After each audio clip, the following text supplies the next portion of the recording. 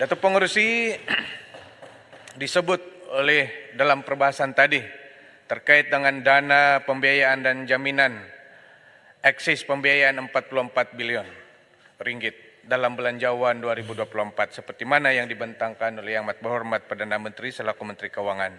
Sebagai makluman Dewan Yang Mulia ini, pelbagai kementerian dan agensi terlibat melaksanakan pembiayaan dan program-program pembangunan keusahawanan ini.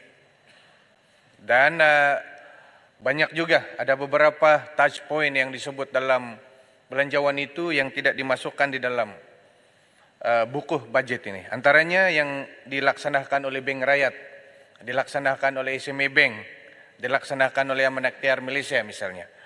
Untuk itu, bagi tujuan penyelarasan beberapa struktur tadbir urus telah ditubuhkan, yaitu yang pertama, Majlis Pembangunan Usahawan dan PMKS Kebangsaan yang dipengerusikan oleh Yang Amat Berhormat Timbalan Perdana Menteri.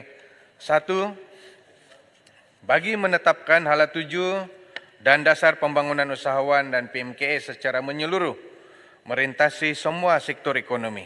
Yang kedua, Majlis Pembangunan Keusahawanan Nasional yang saya pengerusikan sendiri, bagi menyelaras hala tuju pembangunan keusahawanan dan pelaksanaan inisiatif antara kerajaan persekutuan dan kerajaan-kerajaan negeri supaya lebih terancang dan strategik. Yang ketiga, pasukan petugas peringkat tertinggi PMKS dan jawatan kuasa teknikal pembangunan keusahawanan nasional yang dipengerusikan oleh Ketua Setiausaha Negara dan Ketua Setiausaha Kementerian saya. Yang keempat, jawatan kuasa penyelarasan pembangunan keusahawanan khas bagi Sabah dan Sarawak yang telah dilaksanakan bagi memastikan kerjasama antara kerajaan persekutuan dan kerajaan negeri dapat diteruskan dengan lebih baik. Dan yang seterusnya, Majlis Pembangunan Usahawan Koperasi Penjajah dan Peniaga Kecil peringkat daerah yang ditubuhkan bagi memastikan isu pelaksanaan dan keperluan usahawan koperasi penjajah dan peniaga kecil di peringkat daerah ditangani secara bersasar. Selain itu, kementerian saya melalui SIMIKOP memantau program-program pembangunan keusahawanan yang dilaksanakan oleh 68 kementerian dan agensi kerajaan persekutuan serta kerajaan-kerajaan negeri melalui platform SMIPA ataupun Plan Tindakan Bersepadu PMKS. Laporan SMIPA ini akan dibentangkan dalam mesyuarat MPU PK dan MPKN seperti mana yang saya sebutkan tadi penubuhannya. Ahli yang berhormat juga telah menyebut berkenaan dengan program-program pembangunan wanita. Sebagai makluman Dewan Yang Mulia ini, Koskop telah menambah baik apa yang pernah ditubuhkan sebelum ini dengan menubuhkan jawatan kuasa pembangunan keusahawanan wanita dan OKU yang dipengerusikan oleh Yang Berhormat Timbalan Menteri saya dan turut disertai oleh semua ahli perbadanan atau ahli lembaga pengarah yang kita lantik di agensi-agensi di bawah kementerian. Program-program seperti libat urus dengan stakeholders, yaitu usahawan-usahawan wanita dan persatuannya dengan community OKU yang terlibat dalam pembangunan keusahawanan, sememangnya menjadi mandat jawatan kuasa ini termasuklah mengemukakan syur-syur penambahbaikan program pembangunan dan pembiayaan keusahawanan wanita dan OKU. Berdasarkan Banci Ekonomi 2016, jumlah PMKS milikan wanita yang berdaftar adalah sebanyak 186.930.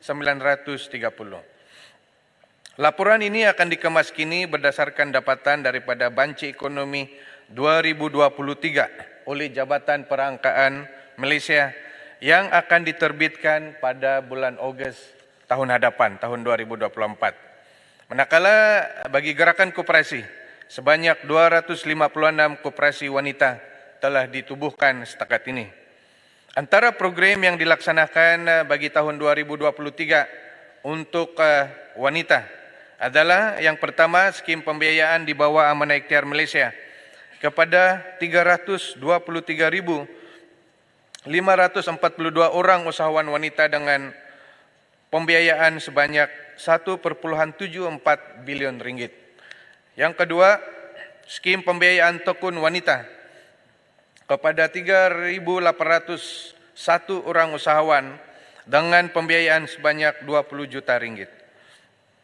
Ketiga, program BR Plus I-Biz LIDI oleh Bank Rakyat yang menyalurkan pembiayaan 8,72 juta ringgit kepada 86 orang usahawan wanita. Dan yang keempat, program Successful Women Entrepreneurship Engagement Talent ataupun ringkasnya SWIT oleh Pernas yang menyalurkan peruntukan sebanyak 4,8 juta ringgit kepada 19 orang usahawan wanita. Ahli-ahli yang berhormat juga ada yang membangkit tentang program Protege Padang Besar misalnya. Sebagai makluman, program Protege Ready to Work ataupun Protege RTW merupakan inisiatif yang dilaksanakan oleh kementerian bagi meningkatkan potensi kebuli pasaran dan memberikan pengalaman pekerjaan sebenar kepada mahasiswa melalui penempatan pekerjaan di pelbagai industri. Di bawah program ini, graduan ditempatkan selama 8 hingga 12 bulan dan diberikan allowance. Sehingga 2023, seramai 16.022 orang graduan telah mengikuti program ini. Sebagai makluman Dewan yang mulia ini juga, kementerian telah melaksanakan inisiatif kerjasama strategik bersama Kementerian Belia dan Sukan dan Kementerian Pengajian Tinggi bermula tahun 2020. Kerjasama strategik ini bertujuan untuk menyelaras program-program keusahaan sedia ada serta merangkai inisiatif baru untuk meningkatkan penglibatan belia, graduan dan atlet dalam bidang keusahawanan. Pelaksanaan kerjasama strategik ini dipantau melalui mesyuarat Jawatan Kuasa Penyelarasan Kerjasama Strategik, KUSKOP, KBS dan KPT. Pada tahun lepas, sebanyak 20 program rentas kementerian melibatkan KUSKOP, KBS dan KPT telah dilaksanakan yang turut melibatkan kerjasama pelbagai agensi di bawah kementerian masing-masing. KUSKOP juga melaksanakan program keusahawanan di peringkat universiti bagi meningkatkan kemahiran usahawan sedia ada serta melahirkan ramai usahawan baru melalui program Protege dan agensi-agensi di bawah kementerian. Program-program Protege yang spesifik yang melibatkan pembangunan mahasiswa dalam bidang keusahawanan ialah program usahawan perantis ataupun SPACE dari tahun 2022 sehingga 31 Oktober 2023. Seramai 600 mahasiswa dari seluruh Malaysia telah menyertai dan menerima latihan bagi pembangunan produk melalui program SPACE ini. Sehingga kini seramai 28 orang usahawan telah menjalankan perniagaan. Seterusnya, kajian impak keberkesanan program Protege yang telah dilaksanakan akan diadakan pada penghujung RMK 12, yaitu pada tahun 2025. Ini bagi membolehkan penilaian pelaksanaan program secara menyeluruh dalam tempoh pelaksanaan rancangan Malaysia ini. Cadangan untuk mengambil kira latihan keusahawanan sebagai latihan industri akan diteliti oleh kementerian. Program Protege juga merupakan latihan berstruktur yang melibatkan latihan keusahawanan, peningkatan kapasiti pembangunan produk dan mentoring serta coaching. Protege menyediakan grant permulaan kepada peserta yang melepasi sisi pitching. Program-program di bawah Protege meliputi semua sektor industri termasuk sektor pertanian. Pada tahun 2023 terdapat 17 peserta Engine 3.0 yang merupakan dari sektor pertanian. Terusnya pengerusi, ahli-ahli yang berhormat juga menyebut ataupun menyentuh mengenai dengan keusahawanan halal, pembangunan usahawan halal. Kementerian telah melaksanakan beberapa program kesedaran dan bimbingan kepada usahawan mengenai piawaian dan standard halal dengan kerjasama kementerian dan agensi kerajaan di peringkat persekutuan dan negeri seperti berikut, dengan melibatkan agensi seperti Jabatan Kemajuan Islam Malaysia JAKIM dan Majlis Agama Islam Negeri. Yang kedua, Kementerian Kesihatan Malaysia. Ketiga, Halal Development Corporation. Dan yang keempat, kementerian dan agensi yang turut bertanggungjawab untuk membimbing usahawan dalam industri halal seperti Kementerian Kemajuan Desa dan Wilayah, Kementerian Pertanian dan Keterjaminan Makanan, Kementerian Belia dan Sukan, dan juga kerajaan-kerajaan negeri. Kerjasama ini juga akan kita teruskan pada tahun 2024. Bagi menggalakkan pembangunan keusahawanan halal di Malaysia di setiap rangkaian bekalan, Kementerian melaksanakan 4 program utama, yaitu yang pertama, program pembangunan kapasiti usahawan halal untuk membantu dan membimbing usahawan bagi mendapatkan pensijilan halal di negara kita. Yang kedua, program pembangunan kapasiti produk halal untuk membantu usahawan bagi meningkatkan nilai komersial produk supaya lebih kompetitif dan berdaya saing. Yang ketiga, program inovasi dan teknologi halal untuk membantu usahawan bagi meningkatkan kapasiti pengeluaran produk halal menerusi transformasi proses pembuatan. Dan yang keempat, program pengantarbangsaan halal untuk membantu usahawan menembusi pasaran antarabangsa melalui penyertaan di pameran dan ekspo perdagangan di luar negara. Seterusnya, berkenaan dengan keberhasilan program keusahawanan yang telah dilaksanakan bagi tahun ini. Seramai 985 usahawan telah menerima manfaat di atas pelaksanaan program pembangunan keusahawanan halal yang telah dilaksanakan oleh kementerian pada tahun ini. Manakala untuk program pengantarbangsaan halal pula, seramai 105 usahawan telah menerima manfaat dengan jumlah potensi jualan sebanyak 346 juta ringgit. Hal-hal yang berhormat juga menyentuh mengenai dengan BLES. Sebagai makluman, BLES adalah merupakan sistem automasi perlesenan perniagaan end-to-end secara dalam talian yang melibatkan pelbagai pihak berkuasa melesen. Sehingga kini terdapat 48 lesen boleh dipohon melalui BLES yang melibatkan 18 pihak berkuasa melesen di bawah 9 buah kementerian. Sejumlah 93,407 lesen telah diluluskan melalui BLES sepanjang tahun 2022 dan 71,070 sehingga 31 Oktober 2023. Dengan adanya sistem ini akan memudah cara usahawan dan koperasi untuk memohon lesen-lesen yang diperuntukkan secara dalam talian dan tidak lagi mengemukakan permohonan serta menerima kelulusan secara manual. Peruntukan 1 juta di bawah butiran 050100 penyelenggaraan sistem BLES adalah untuk menyelenggara pusat data dan aplikasi BLES, melibatkan aktiviti pembaharuan lesen aplikasi untuk mengoperasikan BLES serta kerja-kerja penyelenggaraan infrastruktur. Perkara ini penting untuk memastikan sistem BLES dapat beroperasi pada tahap yang optimum. Bagi memastikan sistem ini selari dengan teknologi semasa serta dapat beroperasi dengan lebih berkesan, BLES akan mula dinaik taraf kepada BLES generasi baharu bermula tahun 2024 melalui butiran pembangunan 10200 peningkatan teknologi maklumat dan komunikasi. Jumlah lesen yang boleh dipohon melalui BLES akan dapat ditingkatkan daripada 48 kepada 80 lesen. Hal yang berhormat, Bangi menyentuh tentang MyMall. Untuk makluman yang berhormat dan Dewan ini, yang mulia ini, peruntukan MyMall tidak termasuk dalam peruntukan teknologi maklumat 10200. Peruntukan MyMall merupakan peruntukan one-off yang diluluskan Kementerian Kewangan pada tahun 2022 dengan peruntukan sebanyak 7 juta ringgit pada ketika itu.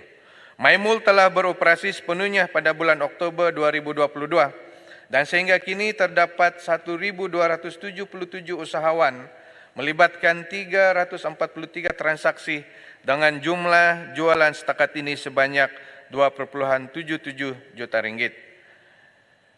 Koskop tidak berhasrat meletakkan MyMall standing Shopee tetapi hasrat pewujudan MyMall sememangnya bukan untuk bersaing dengan mana-mana platform e-dagang. MyMall merupakan platform pembangunan ekosistem keusahawanan yang tidak terhad kepada e-dagang sahaja, di mana ia turut menawarkan akses kepada pembiayaan perniagaan, latihan keusahawanan, ujian kesihatan, perniagaan ataupun psikometrik. Usahawan yang berniaga melalui MyMall tidak dikenakan sebarang charge. Saya juga ingin mengucapkan terima kasih kepada ahli-ahli yang berhormat yang menyatakan sokongan kepada agensi-agensi di bawah kementerian, peruntukan tidak cukup, dan saya ambil kira itu sebagai satu bentuk sokongan supaya peruntukan ini dapat ditambah pada tahun-tahun belanjawan yang seterusnya. Pertama, mengenai dengan Institut Keusahawanan Negara seperti mana yang dinyatakan oleh beberapa ahli yang berhormat, Padang Besar, Masjid Tanah, Sungai Besar, Kuala Krau. Saya ucap terima kasih di atas keprihatinan tentang peruntukan yang disalurkan kepada Insken. Untuk makluman yang ahli-ahli yang berhormat, Insken telah merancang untuk melaksanakan pelbagai program latihan, bimbingan dan konsultasi perniagaan bagi tahun 2024 dengan peruntukan 11 juta ringgit melalui penyertaan umum dan kolaborasi bersama agensi-agensi di peringkat negeri dan persekutuan. Insken sentiasa berusaha dan memperluaskan capaian kepada lebih ramai usahawan-usahawan di seluruh negara. Sebagai makluman, bagi tahun 2024, Insken telah merancang untuk melaksanakan 233 program yang dijangka akan memberi manfaat kepada lebih kurang 8.000 usahawan di seluruh negara. Insken juga bersedia melaksanakan program-program keusahawanan seperti mana cadangan beberapa hal yang berhormat. Insken melaksanakan program-program di beberapa lokasi di seluruh negara melalui tempat-tempat yang ditentukan yang dapat memudahkan usahawan menghadiri program-program yang dilaksanakan tersebut. Dengan memperluaskan capaian program-program tersebut ke pelbagai kawasan di seluruh negara, kita berharap lebih ramai usahawan dapat menerima manfaat kursus ataupun program bimbingan dan konsultasi yang disediakan oleh Insken. Insken juga mengalukan cadangan ahli yang berhormat Kelabakan misalnya.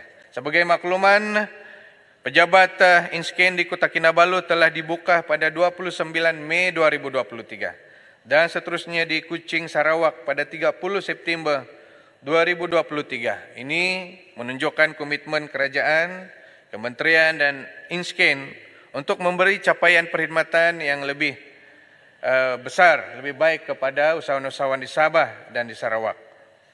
Untuk makluman yang berhormat Kelabakan, pada tahun 2023, seramai 138 peserta daripada Parlimen Kelabakan telah menyertai pelbagai program keusahawanan anjuran Insken.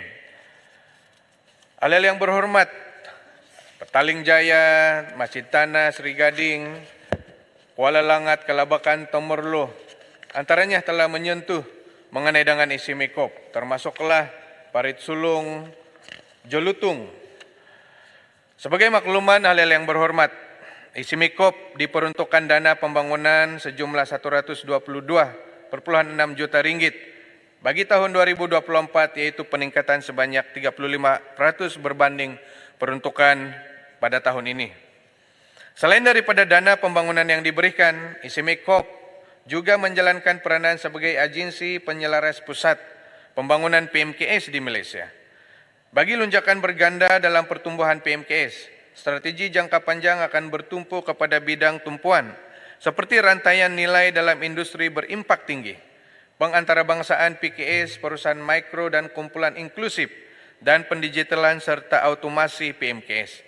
Dalam hal ini, SIMIKHOP meneraju beberapa inisiatif pembangunan PMKS yang utama, termasuk mengeluarkan pensijilan status PMKS, penerapan SCO, National Mark in Malaysia Brand, menyelaras program-program pembangunan PMKS yang dilaksanakan oleh pelbagai kementerian dan agensi, bertindak sebagai pusat rujukan PMKS Pusat Rujukan Ekonomi PMKS dan menerajui inisiatif ESG bagi komuniti PMKS.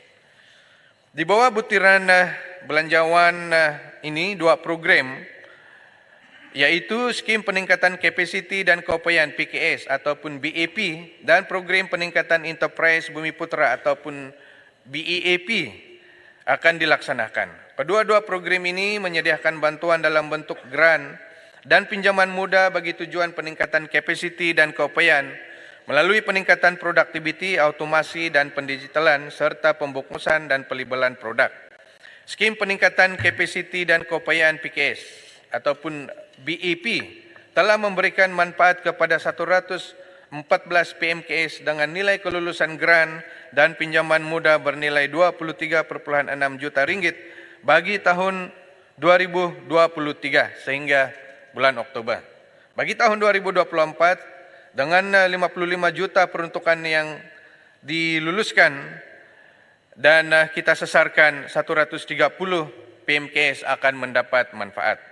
Manakala untuk program BIP tahun 2023 hingga Oktober kita telah memberikan kelulusan kepada 185 PMKS dengan nilai grant berjumlah 18.8 juta ringgit.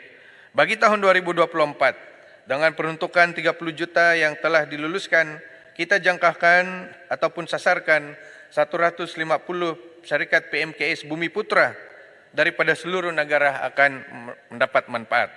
Kedua-dua program ini membantu secara tidak langsung bagi mempersiapkan PMKS meluaskan pasaran dengan meningkatkan kecakapan perniagaan dan produktiviti melalui pematuhan standard dan piawaian, penjenamaan dan peningkatan serta pembungkusan produk.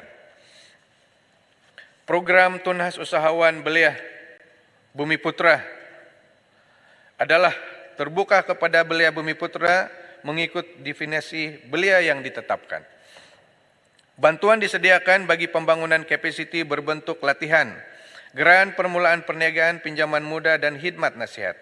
Mereka yang terpilih mengikuti program ini didedahkan dengan pengetahuan asas dalam menjalankan perniagaan seperti pengurusan akaun asas, sumber manusia, stok dan pemasaran melalui digital seperti Facebook, Twitter dan e-dagang dan laman media sosial yang lain, platform media sosial yang lain. Bagi tempoh sehingga 2023, sejumlah 1.972 usahawan belia telah mendapat manfaat dengan grant yang diluluskan sebanyak 30.13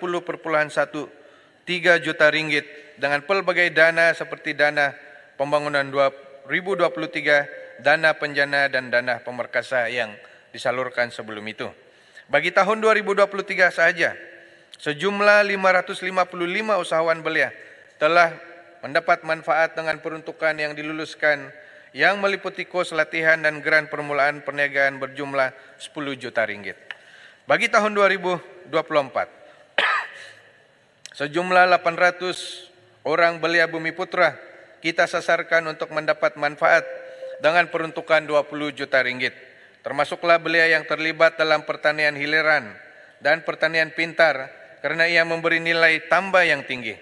Secara dasarnya program TIUP ini menjadi pelengkap kepada belia dalam sektor pertanian hiliran dan pertanian pintar yang berminat untuk menceburi bidang perniagaan ataupun keusahawanan.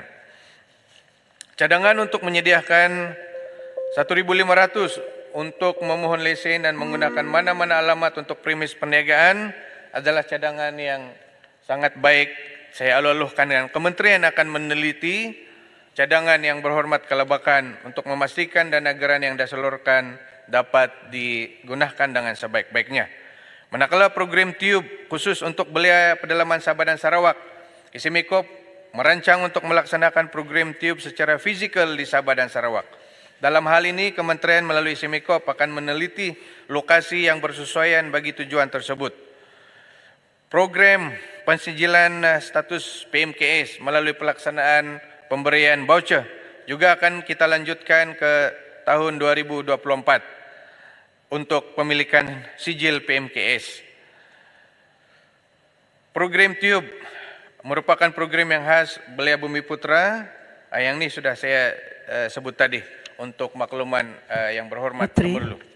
Menteri, Temeloh nak Ya. tanya berkaitan dengan isu koperasi yang bermasalah. Ya, saya selesaikan ikut agensi boleh? Mudah.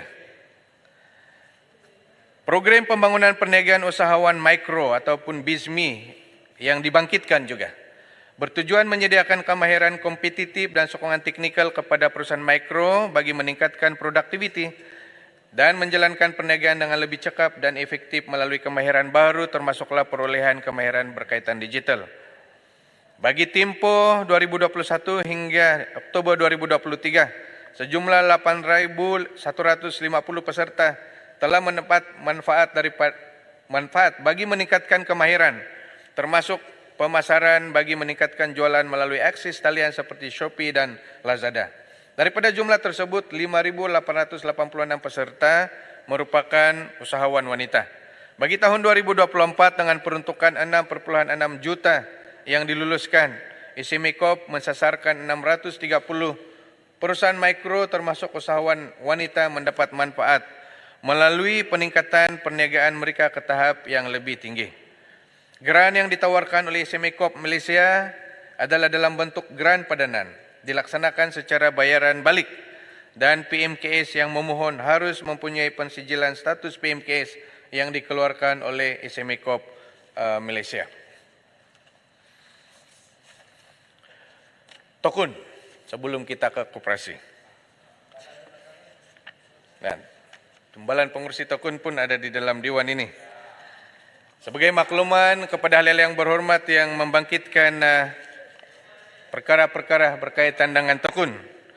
Khas untuk yang berhormat Sungai Siput. Secara keseluruhannya dari tahun 2008 hingga tahun 2023, Tokun Nasional telah menerima peruntukan sejumlah 391,5 juta ringgit khas untuk usahawan di bawah skim pembiayaan usahawan masyarakat India ataupun SPUMI.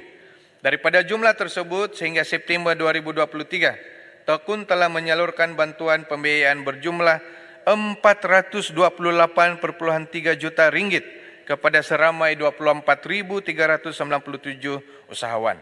Bagi tahun 2023, sehingga bulan Oktober, Tokun telah membiayai seramai 1.892 usahawan masyarakat India dengan nilai 35,7 juta ringgit. Lebihan pembiayaan ini ditampung menggunakan wang kutipan bayaran balik. Sehingga bulan September, Tokun telah menerima kutipan bayaran balik pembiayaan bagi skim ini berjumlah 269,2 juta ringgit. Daripada peruntukan 391,5 juta ringgit yang saya nyatakan tadi, 150 juta ringgit daripadanya adalah berbentuk pinjaman daripada kerajaan yang perlu dibayar balik sepenuhnya mengikut tempo yang ditetapkan walaupun terdapat usahawan yang berhadapan dengan masalah untuk membayar semula pinjaman mereka. Sebagai makluman, Tokun telah mula membuat bayaran balik pembiayaan ini bermula tahun 2021 sebanyak 12 juta ringgit. Sehingga September 2023, kadar pinjaman tidak berbayar bagi skim SPUMI berjumlah 111,09 juta ataupun 25% bersamaan dengan 1/4 daripada jumlah pembiayaan yang dikeluarkan. Daripada jumlah kutipan balik sebanyak 269,5 juta, sebanyak 157,8 juta adalah kutipan pokok. 55,7 juta ringgit adalah tabung simpanan yang tidak boleh digunakan untuk apa-apa tujuan. Dan selebihnya adalah kadar keuntungan yang dikenakan ke atas pembiayaan. Daripada jumlah itu, dana yang boleh digunakan semula adalah berjumlah 157,8 juta sahaja, iaitu bayaran pokok. Tokun ingin memaklumkan bahawa Tokun tidak pernah membuat penolakan permohonan dengan alasan dana tidak mencukupi atau telah digunakan sepenuhnya. Tokun sentiasa akan mempertimbangkan dan meluluskan permohonan yang memenuhi syarat yang telah ditetapkan dengan pembiayaan akan disalurkan menggunakan dana daripada kutipan bayaran balik.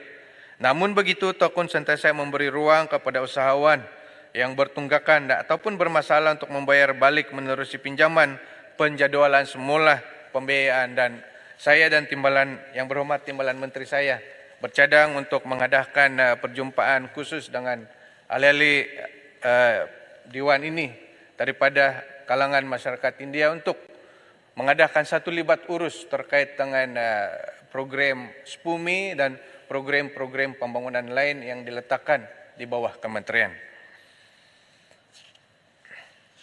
Kadar non-performing financing sehingga 31/2023 bagi Tekun secara keseluruhannya, secara amnya adalah 12,55%, yaitu bagi tunggakan melebihi 6 bulan.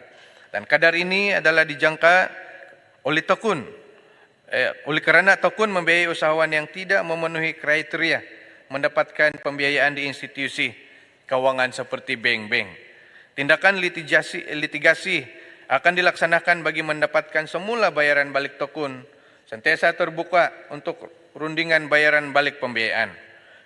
Kutipan bayaran balik Tekun sehingga Oktober 2023 berjumlah 750 juta ringgit, yaitu melebihi sasaran kita. Sasaran awal kita hanyalah 700 juta ringgit.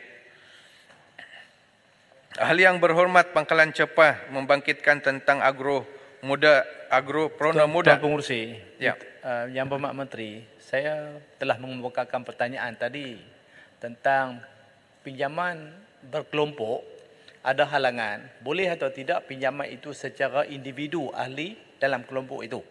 Itu yang pertama. Yang kedua tadi ini tempoh pinjaman, kadar pinjaman adakah boleh dinaikkan daripada 100,000 kepada 200,000 sebagaimana untuk usahawan kontraktor tadi. Sebenarnya saya ke arah itu, yang berhormat. Oh, ingat kau masuk dah. Tajuk lain. Sabar. Sebelum Berkaitan dengan agropreneur. Yang Berhormat Menteri. Ya. Sebelum Yang Berhormat Menteri meneruskan, Yang Berhormat Menteri perlu berapa minit lagi? Ya. Boleh beri 10 minit dan sekiranya masih banyak lagi ni Datuk Pengerusi, tapi saya akan jawab secara bertulis lah bagi baki. Baik, saya akan luluskan 10 minit, tepat 10 minit saya akan tutup mic. Silakan Menteri. Seperti mana yang ahli yang berhormat tahu, semasa Tekun di bawah Kementerian Pengawal sebelum ini iaitu Kementerian Pertanian, Tekun telah menyediakan pembiayaan bagi menyokong program agropreneur muda dengan nilai pembiayaan sehingga RM100,000. Walaupun Tekun kini telah diletakkan di bawah kementerian saya, usahawan agropreneur muda masih boleh memohon bantuan pembiayaan untuk pelaksanaan projek mengikut syarat dan prosedur pembiayaan sedia ada. Sehingga Mac 2023, pembiayaan telah disalurkan kepada 255 peserta agropreneur muda dengan nilai pembiayaan RM8,9 juta. Bagi tahun 2023, Tekun menyalurkan RM23,47 juta kepada 1,989 usahawan dalam sektor pertanian. Ahli yang berhormat, Masjid Tanah menyatakan ataupun membangkit ahli Parlimen Masjid Tanah tidak ada di sini. Pulim Bandar Baharu ada di sini. Membangkitkan tentang Tekun menjadi alternatif dan juga cadangan penambahan peruntukan Tekun. Untuk makluman yang berhormat, proses permohonan yang mudah dan dengan adanya 171 cawangan Tekun di seluruh negara menjadikan Tekun Nasional menjadi pilihan usahawan mikro untuk mendapatkan bantuan pembiayaan. Bagi tahun 2024, sasaran pembiayaan sebanyak RM600 juta kita unjurkan dan sebahagiannya menggunakan wang kutipan bayaran balik. Tekun berupaya memberikan ini kerana kutipannya agak baik. Walaupun peruntukan itu disalurkan RM330 juta sahaja, tetapi kita masih boleh beri pembiayaan yang lebih kepada lebih ramai usahawan kerana kutipan balik. Dan untuk itu, Dewan ini perlu merekodkan penghargaan dan saya secara pribadi merakamkan penghargaan kepada semua warga kerja Tekun yang telah memastikan usahawan-usahawan ini membayar semula pinjaman mereka supaya digunakan untuk membantu usahawan-usahawan baru pula. Bagi mengelakkan usahawan membuat pinjaman dengan ceti, Tekun telah memudahkan proses permohonan dengan mengurangkan dokumentasi kepada 4 dokumen wajib sahaja, iaitu salinan kad pengenalan, gambar premis, salinan penyata bank dan salinan SSM bagi usahawan mikro. Tempoh proses kepada 7 hari bekerja dan penyaluran pembiayaan dalam 3 hari bekerja berbanding 21 hari bekerja sebelum ini telah dilaksanakan oleh Tekun.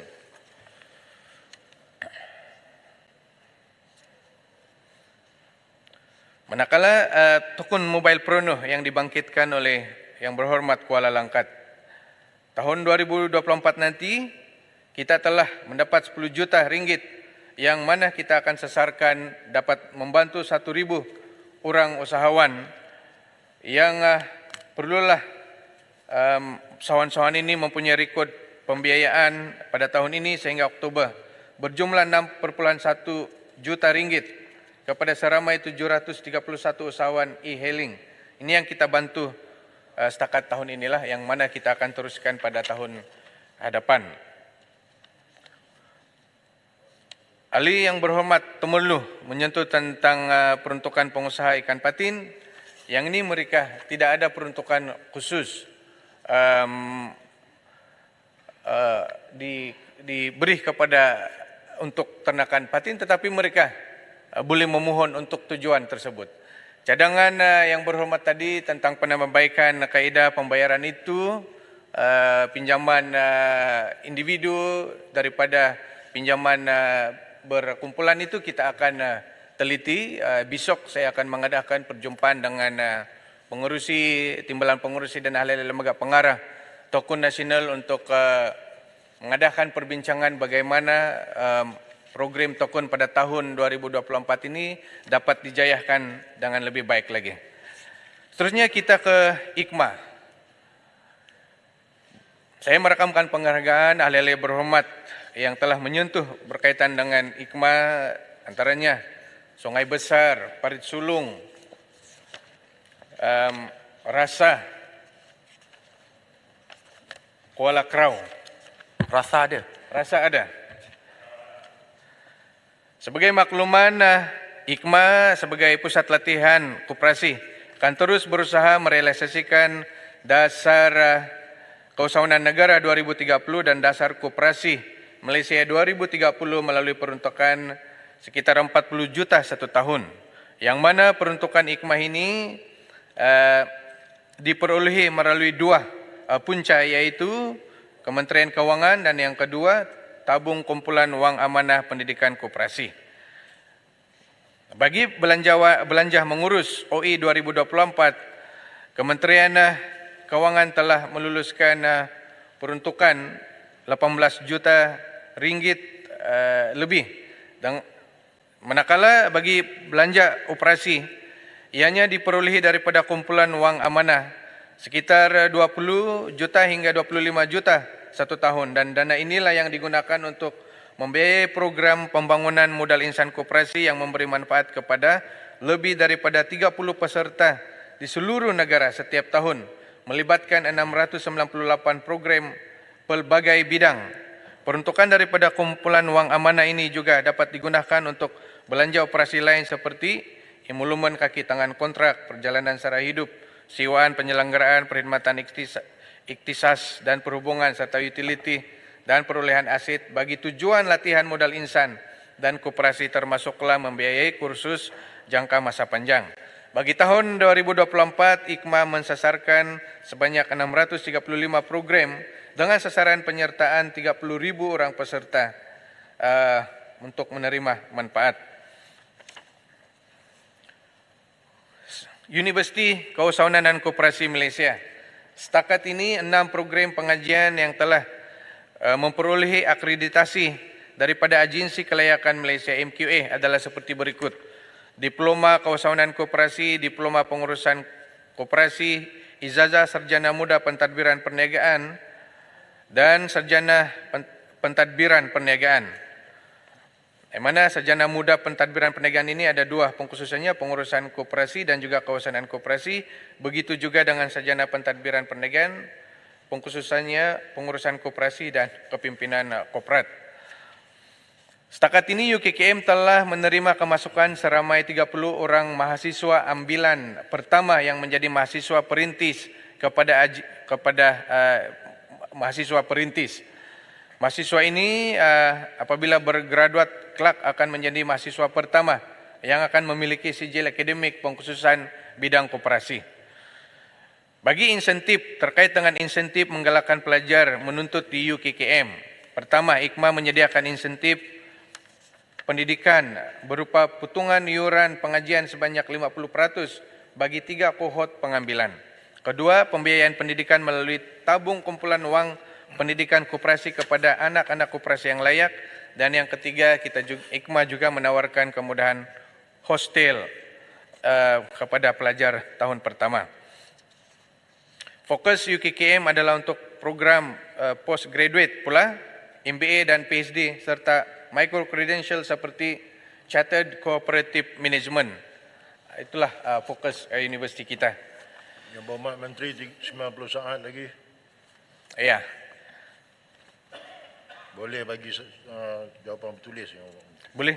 Kalau pengurusi benarkan saya jawab secara bertulis, saya akan sampaikan kepada semua hal-hal yang berhormat yang telah membangkitkan perkara-perkara di bawah kementerian peringkat jawatan kuasa ini yang tidak sempat saya jawab pada masa ini. Sekali lagi saya ucap terima kasih kepada semua ahli yang berhormat yang telah memberikan keprihatinan yang begitu tinggi kepada tanggungjawab kementerian ini, peruntukan dan belanjawan kementerian ini untuk kita sama-sama memperkasakan komuniti PMKS dan gerakan koperasi di negara kita. Terima kasih.